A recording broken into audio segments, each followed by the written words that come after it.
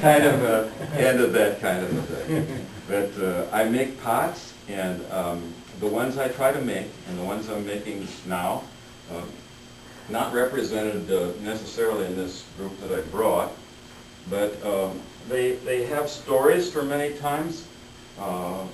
My grandfather, great-great-great-grandfather, brought the ship, the Angel Gabriel, who was owned by Sir Walter Raleigh, into port in 1635. And my grandfather brought our family here on that ship. It went down in harbor, in quotes, the storm of the century. And it went down in the harbor, and he was the only one, as the captain's the only one that got to be rowed ashore with his two nephews, our family. And so he was wearing one of these hats. It was a tricorn hat. And so I made a series of about, I don't know, 50 to 100 of these. And they've sold very well. They have a safety device, like a thing to throw in. They have a sail and maybe the little sailboat. They're not always on there because some people say, oh, they're too cute. And so I make a few that have all different images in a freer way. I try to make all the pots I make so that you've never seen a pot like it before. And right now I'm doing some things that are absolutely in that direction.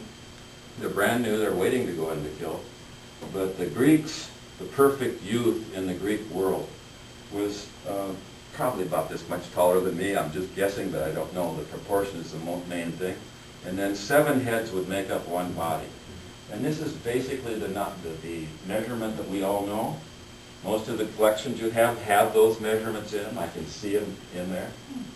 But when I was digging in Panama, in a culture that hasn't been dug yet, really in its entirety, really to expose the thing, it was Tennessee culture.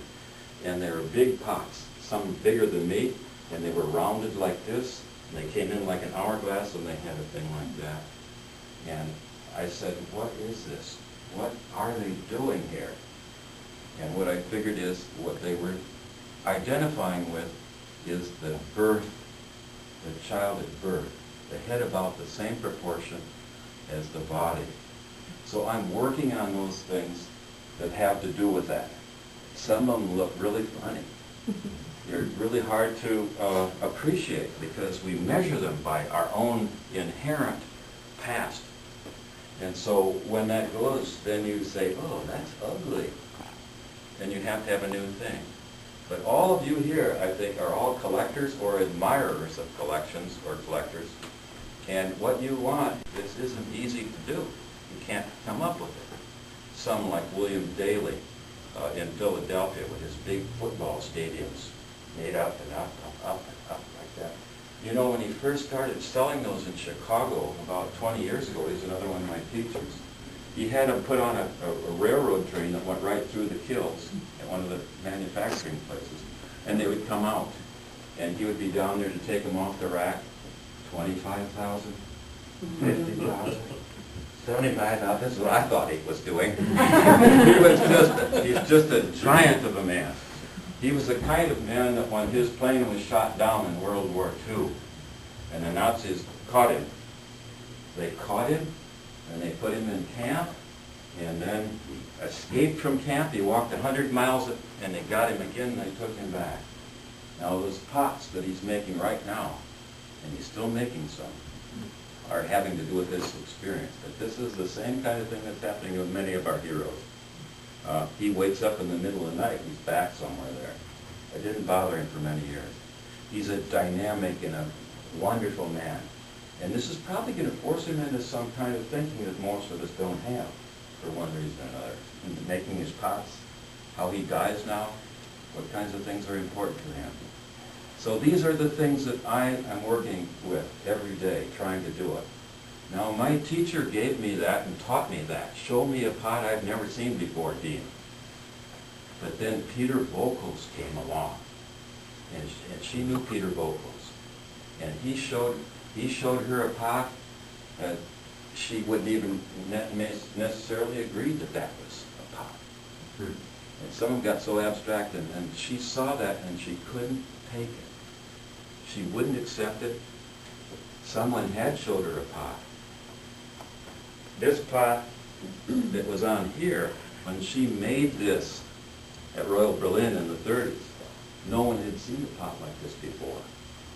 All those were made for the bourgeois, with these decorations and flamboyant things, these old, showing the columns and everything on them.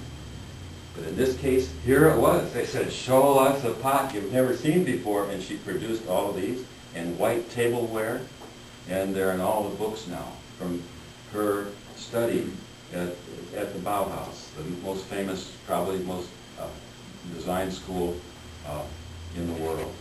And so this is about that and about my tradition. And so I'm trying to give the parameters. I'm trying to speak to you as collectors and lovers of art, and trying to say what you should be looking for.